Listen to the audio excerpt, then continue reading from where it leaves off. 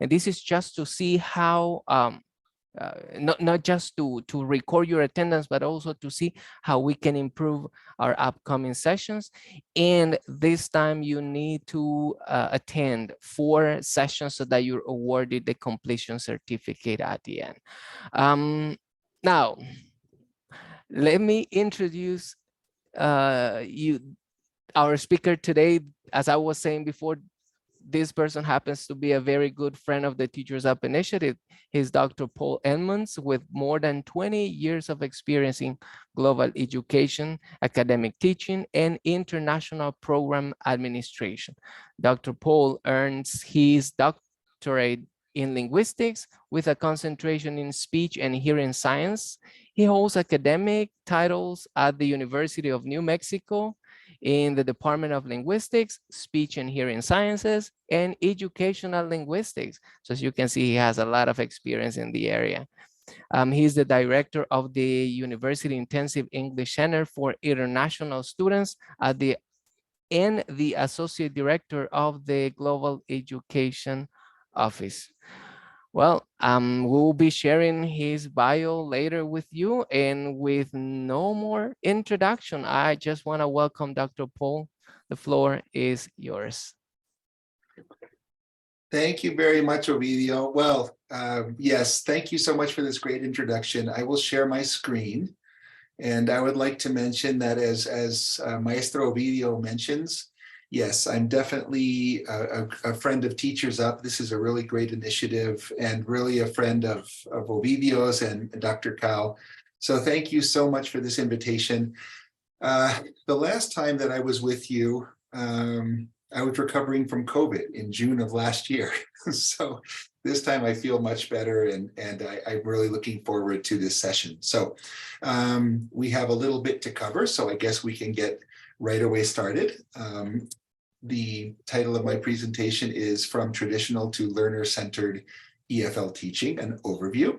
So let's get right to it. This is the agenda. So I will try to be sure to have this completed on time so that we can make it to our breakout rooms in about a half an hour, and also a Q&A session. I'd like to start by giving you a little bit of an introduction to the topic and considering a little bit about learner types.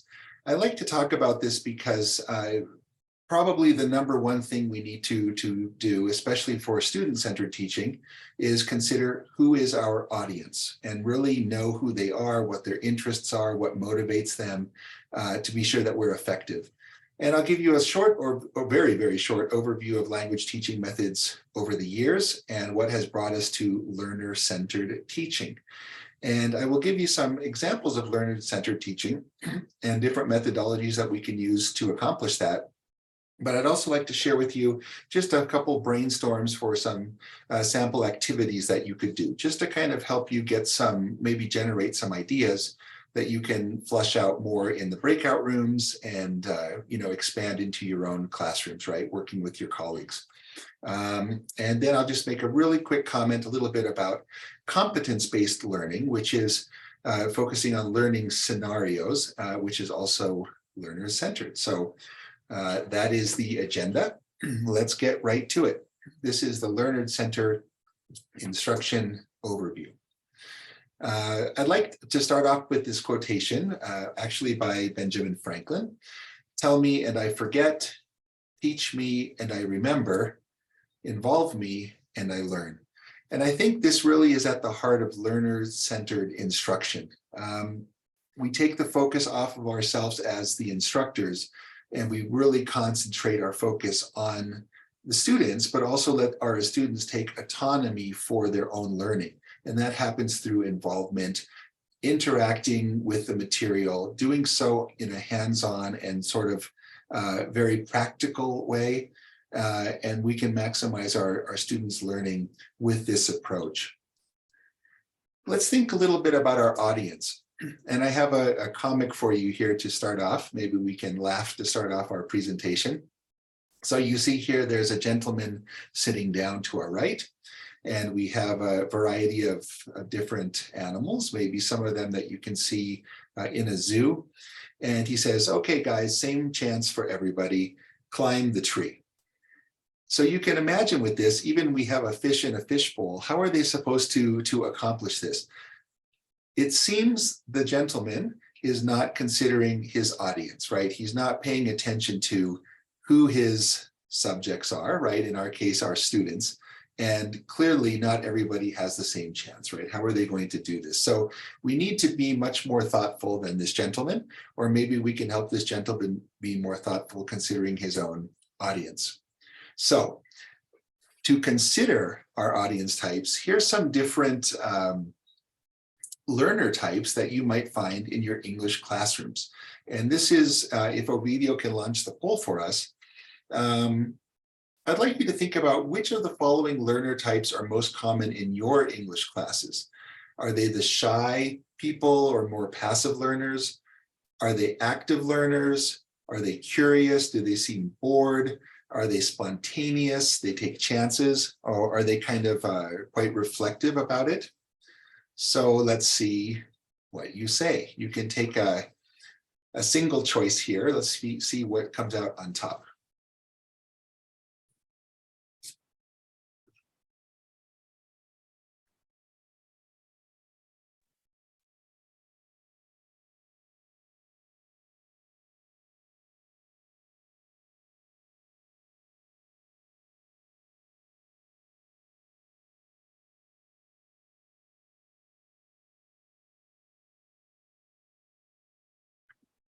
And Ovidio, whenever you notice that most of the responses are in, you can close up the poll, but please take your time so that our participants can respond at their rate.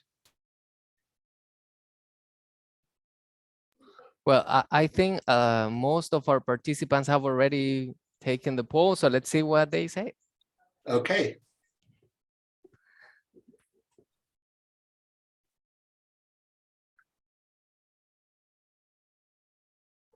Okay, so this is very, very interesting results. 62% are shy and passive.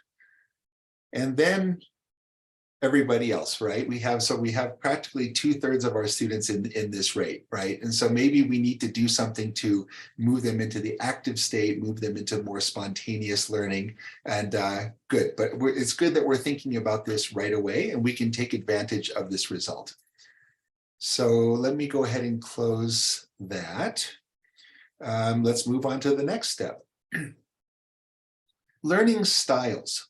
And now there's a lot of different learning styles, and I'm wondering what type of learner are you? Not necessarily your students, but what type of learner are you, and how can we put these together?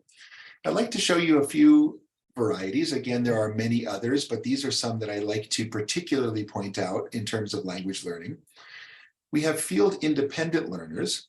These are people who are quite analytical. They like to break down grammar rules. They can rather figure out the components of language and work through the process of language learning without a lot of context, right? It can be kind of done independent of context or situations. Then we have field dependent learners. So these are more global learners. They like to get the bigger picture. They absorb a lot of their information from context, right? So they really sort of immerse themselves into the situation and try to figure out, what is going on from here. We have learners who are quite reflective, which means that they can take great care in formulating their own language. They might be a little bit slow to speak or slower to speak in the sense that they're trying to formulate their ideas and then they take their chance. And finally, the impulsive learners. So those who are spontaneous, they take risks, they speak out. They might make more mistakes because they want to speak quickly and they're not so preoccupied perhaps with accuracy, but they're very spontaneous and in the moment and basically using what they have, right, to communicate in whatever way they can. So Maestro Video, I'll ask if you can open up the second poll and let's see for our participants, which type of learning category would you put yourself in?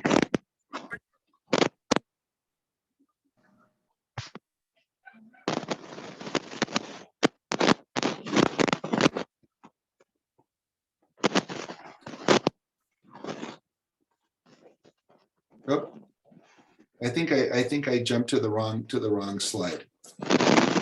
Hold on a second. Okay, sorry guys, I said the wrong slide in the beginning of this. These are 4 other ones. I apologize for my mistake. The poll we had coded that I requested was for this one. So beyond those other 4 that I just mentioned, think about visual and auditory, kinesthetic, and tactile learners. And which of these do you feel most connected with?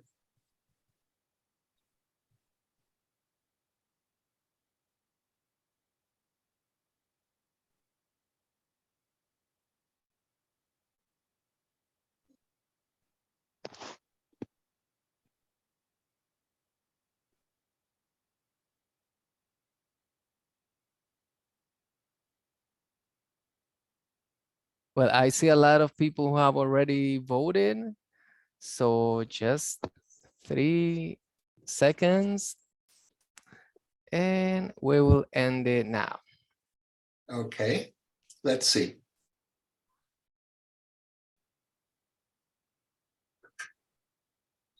Okay, so again, visual is right up there on the top. I agree with you. For myself, I am particularly a visual learner. If I can write something down, if I can see it written, or I can see a graphic or some kind of a sketch, this really helps with my learning.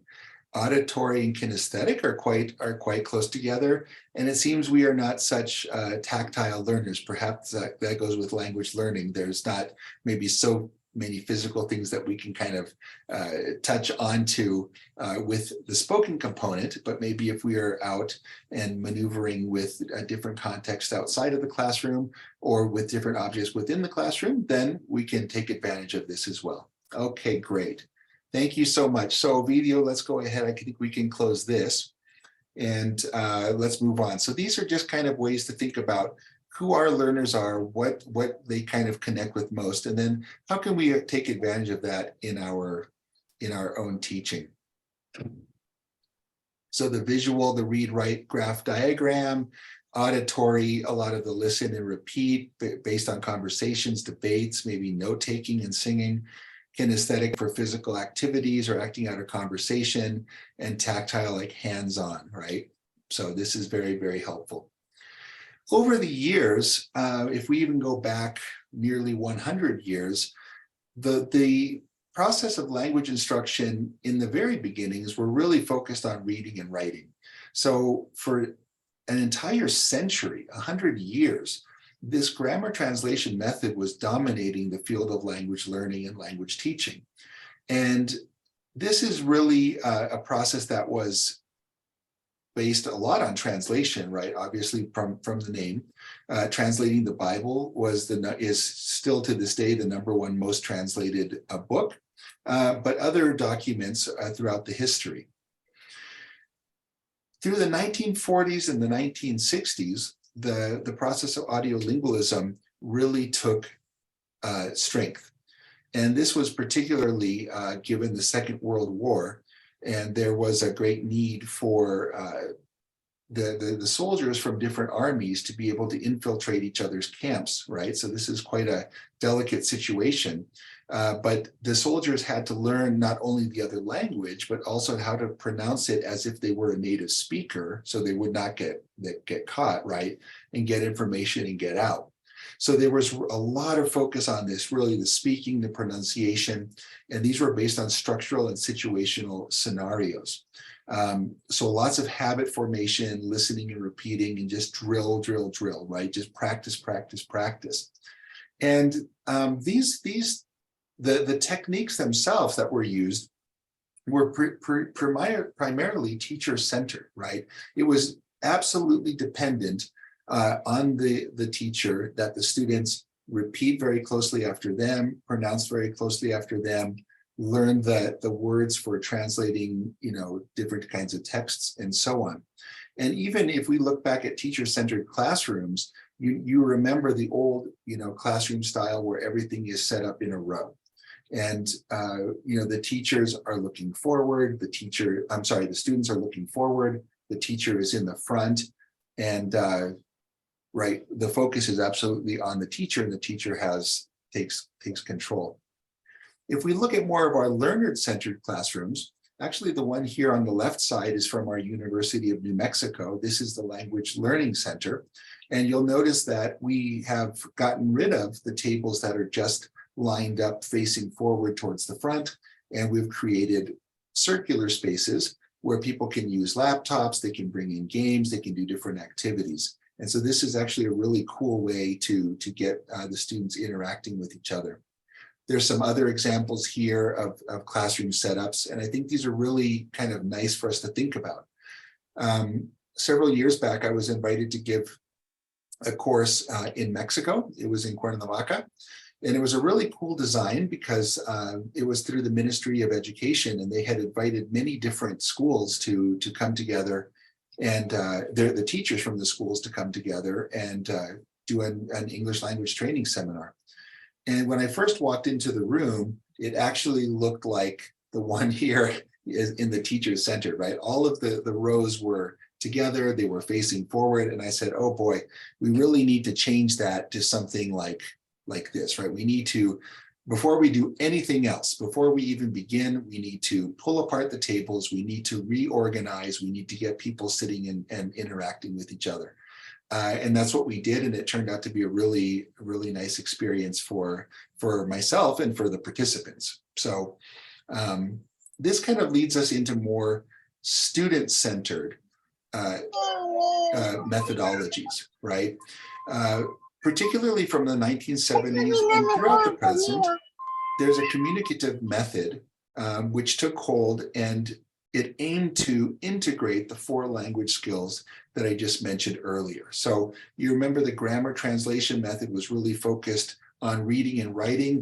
There wasn't really much of any speaking or listening going on. It was just translating texts, right, with the input of either the instructor, the dictionary, some kind of a reference book. And then the audiolingual method, which I mentioned, was focused almost entirely on speaking and listening, right, and pronouncing words to sound as a native speaker.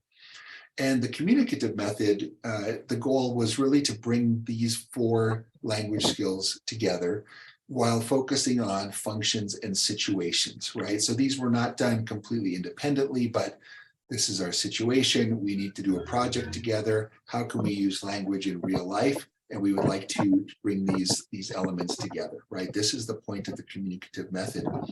And another nice point about this method is other linguistic aspects such as registers, okay, formal speech or informal speech, formal writing versus informal writing, and so on. These different elements were also considered.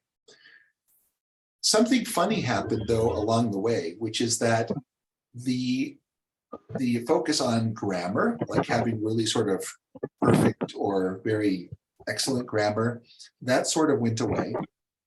And also pronunciation. That also was not deemed so important by the instructors, right? And so there was actually less emphasis on those elements, but the students didn't like that. The students really wanted to have good grammar. They wanted to have sort of a native-like pronunciation. And so today, these in the last decade, I would say, there has been a new focus back on pronunciation and grammar. And the other point is that there should be sufficient and quality exposure to a language. So again, using language in real life situations for real life uses is a very important method. So I'd like to show you just one sample activity that I particularly like with the communicative method, right? And this was actually, this person, a lady in London, I actually met her on a plane flying to Europe some years ago. She's kind of a very a nice lady. She just sat down next to me and I thought, oh, she seems very kind of mellow, right? Just kind of very tranquil person. And I think, it seems to me maybe she's very used to traveling, right? She likes to really, she doesn't seem worried at all. And I thought, you know, normally I don't talk to people on the plane so much because I think, oh, they will never stop talking. But to this person, I had to ask her, you know, oh, who are you and what do you do and where are you going? And so she told me about herself. I don't remember her name now off the top of my head, but she says, I have a travel blog called A Lady in London. And she mentioned about how she's been to many different countries and she writes about them and so on. And I thought to myself, wow, that would be, I was actually going to Austria to teach an English language training course. And I thought, wow, that's a really great activity for English language learners to write a blog post about something interesting to them, right? It could be about traveling somewhere. It could be about, the different kinds of parks in the neighborhood. It could be about what their interests are, something that's learner-centered, that they could really get involved with, feel excited about, and they can also do either by themselves or with a group of friends within the classroom. Again, it's learner-centered. So how can we start off this idea? Well, perhaps as the instructor, I would like to activate the students and get them thinking about what is their topic or what are some possible topics. So perhaps I give them some examples. I might show this particular blog topic, but I'd also ask them to brainstorm some different ideas with each other. They could read sample blogs, they could think about different topics, and then move them into drafting and editing a blog post of their own. And finally, uploading that either to the school's website, to the class website, or if there is no website, it doesn't matter, right? This can be done with paper, it can be done on poster paper. We can be really flexible with that. And I think that for any of these student-centered activities, we really can be flexible. If there's no internet that day, no problem, let's write it down. There's different ways that we can do this. So just keep that flexibility in mind. I think it will also help us be patient with ourselves when we have some complications during a class, and there's always something. Let's go into a next topic, which could be another learning, student-centered learning, such as task-based learning. So as the title implies, the learning is based on doing a task. It's learning by doing something. It could be a project, it could be a hands-on activity, but typically the project or task will be situationally based, right? There should be a clear goal and a clear outcome from doing the task. And the product of the activity would actually be the completed task, okay? So let's just look at some different examples here. At our university, I'm at the Language Center here at the University of New Mexico. We've done quite a few different task-based learning activities, and the students really like these. Particularly, it's a chance for students to get outside of the classroom. They can walk around our campus. We can do things nearby, even with the city, right? Because we do have an urban campus. But the point is, the students don't need to be in the classroom. They can be. There's absolutely no problem with that. In fact, we do lots of task-based learning within the classroom, but we can also get the students out and about. And so how are some ways that we can do this? Well, one thing that our students like very much is to do a scavenger hunt, right? So we'll let them know we actually have geocaching games here on the campus, and the instructors can take advantage of this. There's geocaching competitions from time to time on our campus, but we don't need to even be that fancy. We can think about setting up this activity for our students. Perhaps we give them some clues, we give them a map, we tell them that they need to be looking out for signs, but we also add levels of complexity in which we know that they will need to ask for some directions. So probably they need to talk to people that they find out around our campus. Maybe they need to check in with other teams to see where can I find these objects, right? And so throughout this, the students need to do some reading, like maps and signs. They need to do some verbal communication, like asking for directions. It's a student-centered process, and the outcome is hopefully finding what they are searching for, right? There is, and you know this probably even better than I do, all the different apps and games that are available, and there's constantly something new. I put cell phone in parentheses because it could be a cell phone app, but it doesn't have to be, right? It could be a game, it could be another activity that you get to activate the students.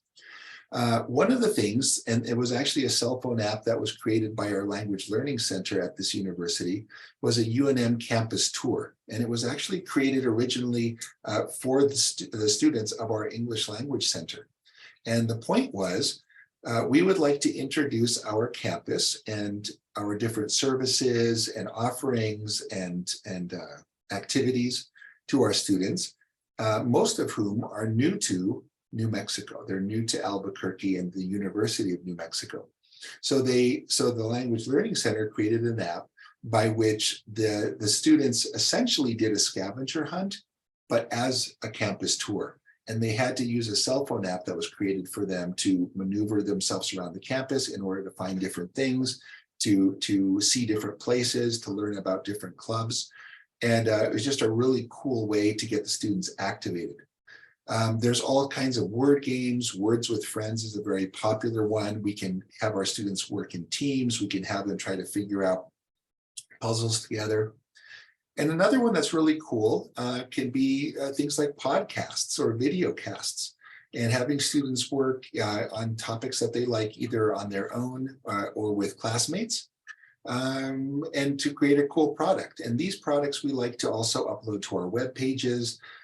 We've actually created our own magazine for the Institute, in which the students, I actually have a copy of it here. It's called the CLAC Student Voice.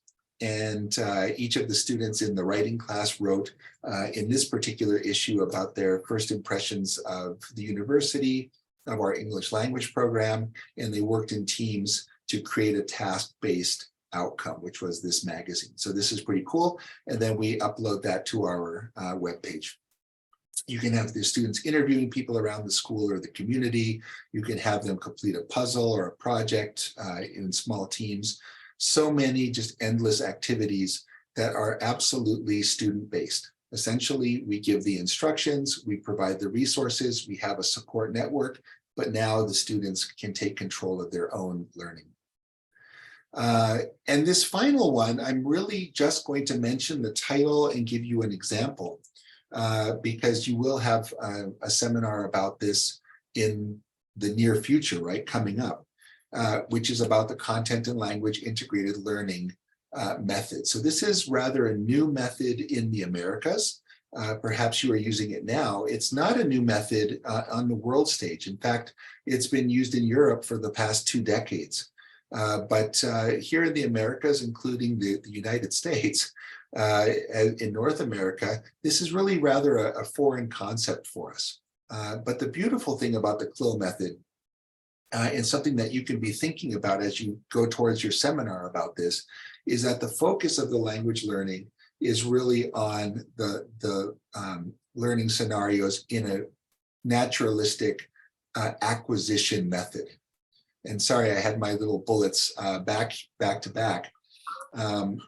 The point of this method is teaching a curricular subject, such as a content area, in a language that's not of the student's mother tongue. So this could be a lesson about history, it could be about sports, it could be mathematics, literally anything where the focus is on the content area, the subject area, but we are teaching it in language, and we are being sensitive to our learners' needs by giving them support for the language component.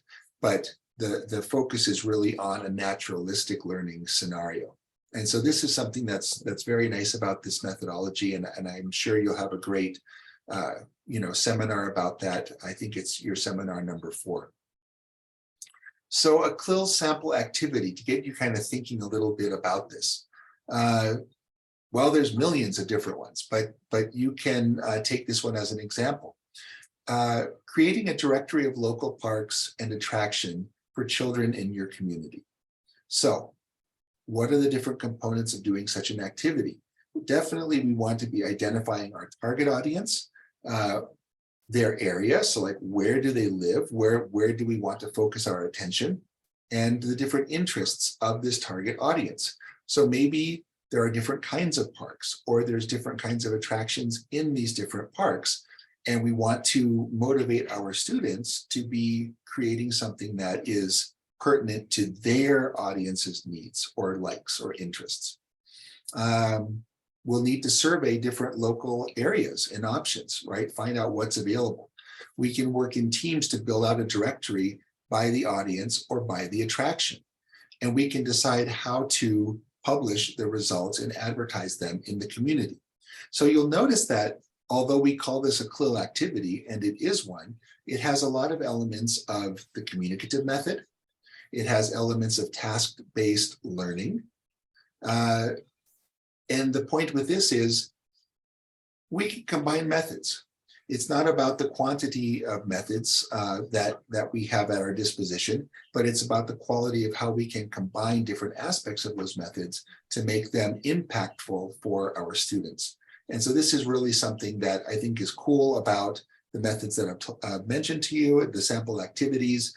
There's definitely a combination, but in the CLIL activity in particular, we're not focusing on the language, but really just letting the students work through a project about a particular content area in a language that is not their typical, right, or their day-to-day language. So I have just about 5 minutes left, and this is really perfect because before we go into the breakout rooms, I would love to talk a little bit about different competences that we can get through language learning. And these are some of the competences. There's actually many more, but these are 5 competences particularly related to language learning that were adopted by the European Union. And I'm wondering, does your institution promote such competences as these?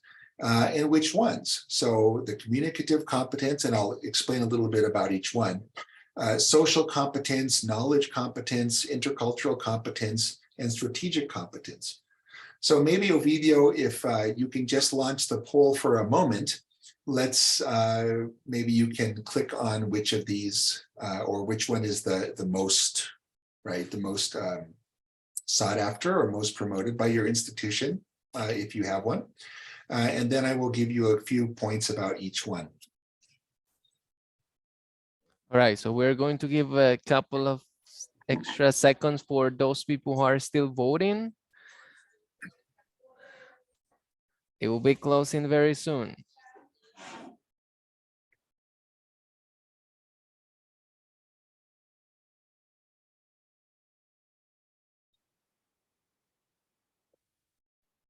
Okay, let's see the results.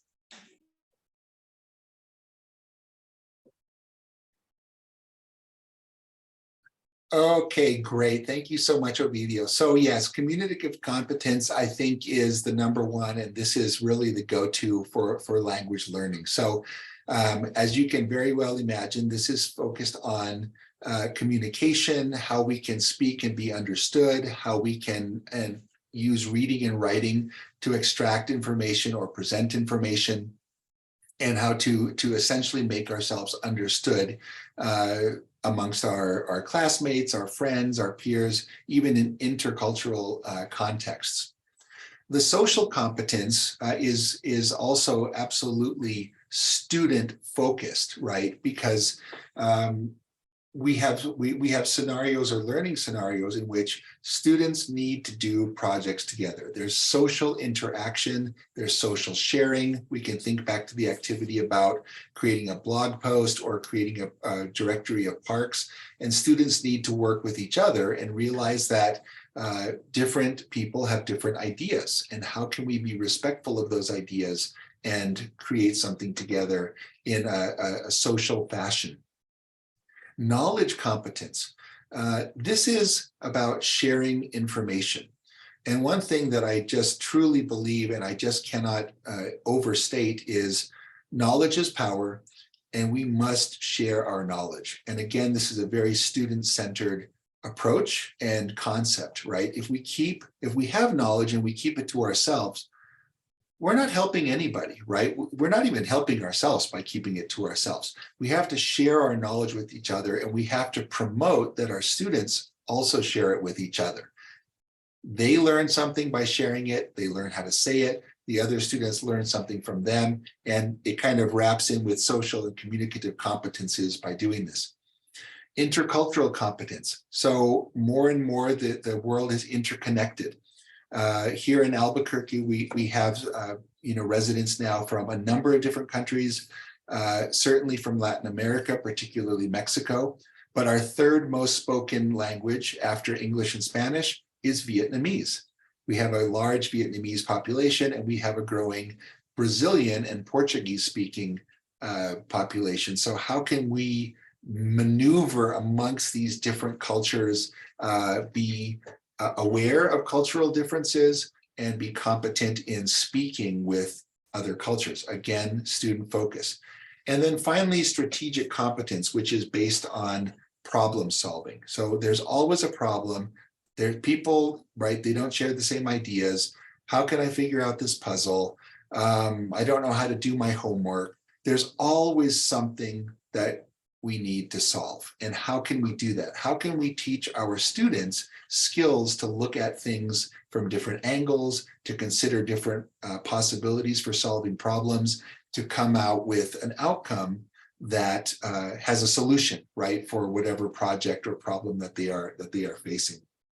So again, these are very much communicative language competences that are built into our society based on sharing of knowledge and working with people from different cultures or different areas and solving problems, and again, absolutely student-centered.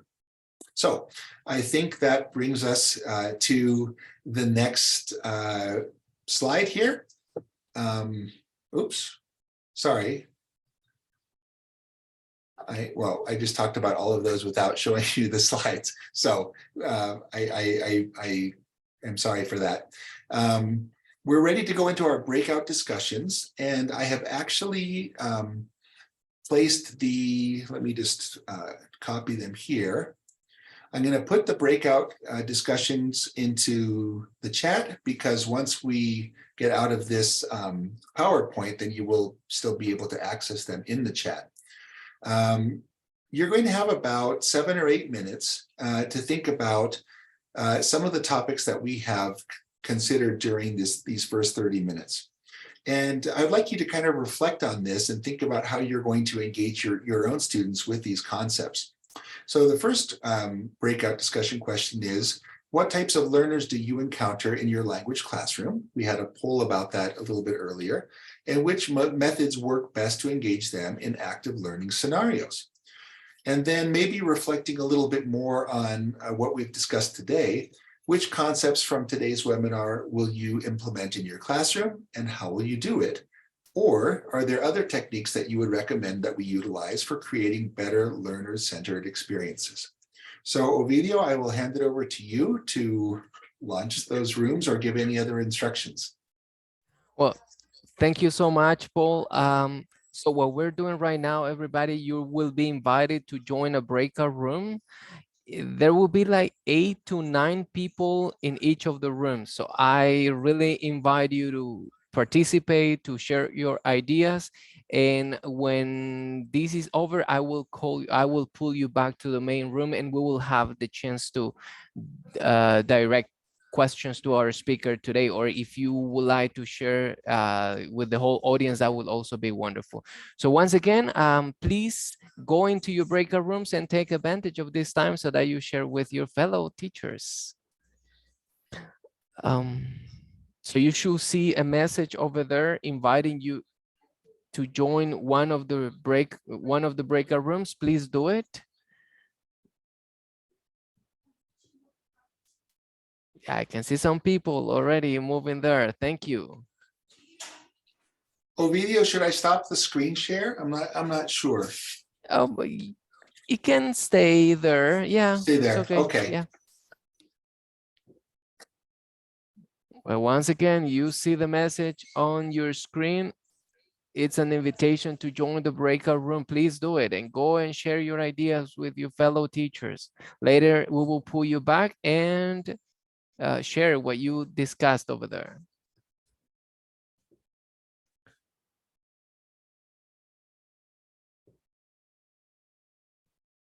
Demonstrate that Yes, I agree with you. All right, so let's do this. Right now, we are going to hand it to Dr. Paul just to make the closing, and then we will have the chance to, for questions and answers, okay? Thank you, Ovidio. Well, I actually appreciate very much the comments that our participants just made. And I think these are really great. So I just want to say first, thank you so much for having me. I just really appreciate this opportunity. And I'm very happy. I think we have about 5 minutes or so. We can do some questions and answers. If anybody would like to ask a question, you can unmute your microphone or put it in the chat. But please feel free to ask any questions or give any comments. Go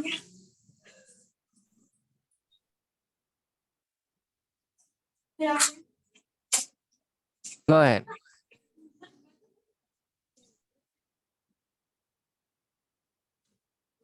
Thank you so much, Paul.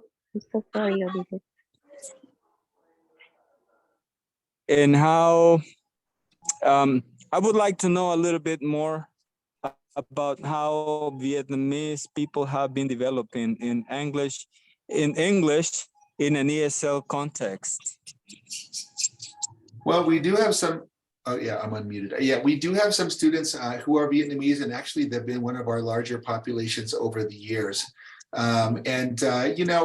really develop alongside of the rest of the students. We have very multicultural classrooms at our English Center. Often we will have 15 students in the classroom, and there might be 12 or 13 different languages. So we don't really focus so much on what are the native languages, but we do activities that integrate all of our students. The students really, they come from Asia, but they also come from Latin America. They come from Europe. They come from Africa. So we really just kind of work on, activities that bring the students together, that motivate them to work together and learn in a real life situation. And that's kind of how we approach the diversity in our classrooms. All right, Dr. Paul, we have some questions there in the chat. I think we will not have time for to go through all of them, but you might want to see a couple of them and just answer. Sure. So let's see here. I'd like to know where I can read more about learner types mentioned at the beginning of the presentation, field dependent. So actually, yes, there are some references in the handout that you should receive from Teachers Up. There's actually 3 great references there. And these are books, but there's also articles related to those books that are available for free online. So I recommend that you take a look at that. Which methods work with children? All of them do. And some people, they don't believe that the CLIL method will work with children. It absolutely does. There's a lot of literature showing how it does work and how the outcomes are. So I do really recommend that you try all of those. Yes, I see a comment about sharing videos on American culture, and so learning from real environments. Absolutely, that's a common theme for us here at our language center, particularly because we have students from so many different cultures. So we like to not only talk about, invite the students to talk about their own cultures and compare and contrast, but also look at the American culture. So this is a really great comment to do to get the students motivated. Let's see, I teach history, science, math, social studies, phonics, reading to my students. I'd like to know how I can improve my teaching skills in those areas. So I would recommend, since you are doing essentially a CLIL methodology, you're teaching science, math, social studies in a second language, which is English. I really recommend that you take a look at some of the resources about the CLIL method. It does give tips about how to reinforce language elements such as pronunciation, grammar, introducing vocabulary items that are important for your lessons, and how to kind of do that in the background. So there's, different tricks such as, restating or rephrasing, repeating, confirming what students say. So I would recommend about that. All right, because of the time, we're going to stop the questions over here. I will start sharing screen because I have some announcements to make. So let's see. So can I exit my sharing, Ovidio? Okay, yep. Perfect. Let's see. Here it is.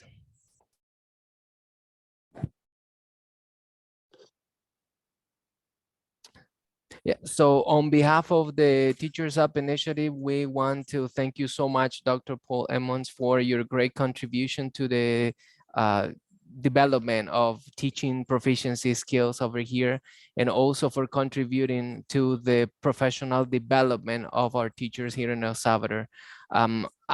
As I said in the beginning, I know you're a very busy person, but you decided to share with us, and we really appreciate it. So here is a certificate that I will send you via email later on. I know this is very little compared to all the work you have put into putting this together, so thank you so much. Thank you, Maestro Ovidio. This is really special for me. Actually, this is my the greatest compensation is being able to share with you and to have this recognition in the certificate. I will definitely print it and hang it in my office, so I will remember this very fondly. Thank you so much. Thank you. Okay, couple of announcements. Number one, please do not leave the session before completing the attendance form. And you will say, where is the attendance form? So please stay here for an extra minute and I will share it in the chat, okay? Very important. If you do not have your membership ID, you will need it. So please bookmark the link that I will share so that you can complete your attendance form till tomorrow if you don't have your membership ID. If you have it, please go ahead and do it. This time we are issuing certificates if you attend 4 sessions in each of the modules. It means you cannot miss any of them. Please check on our social media. We keep on posting wonderful things, and pretty much everything that we do here, it is posted on our social media and also our website. So there is a lot over there. You will find the handout that Dr. Paul was talking about with all the sources and also his contact information in case you want to email him and ask for some extra materials. Announcements. We have an opening position for English teachers. So please check on our website because all the instructions and all the generalities on the positions have been listed there. So please take a look at them.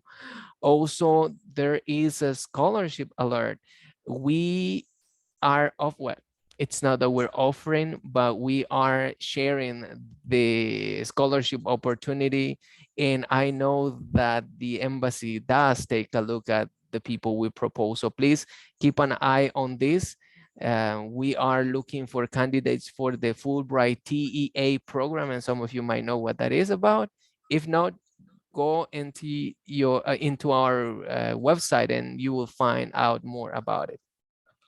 This is your membership ID. Please request yours. This is going to help you access all the opportunities that we're offering and also all the sources that we also have. Master classes, we are also developing the social and emotional health component. And if you want to join it, once again, go to our website because dates and links and all the instructions are there. Last but not least, you want to improve your English. We do have English classes. Our second English class is going to be on February the 20th. Let's see. I need to move this a little bit. Yeah, February the 25th. So don't miss it. You can still register for that. And our next master class is on Tuesday, February the 28th. So I know I'm sharing a lot of information right now. The best way to take all of this is by going to our website and just discovering by yourself. Well, thank you so much for your participation today. Now, please give me just a minute because I need to pull the attendance. Yeah, the attendance link, and it is over here. Just a second. Let's see. Yeah, here we go. Yeah, I can see it right now. Why looking for this? I already shared that video.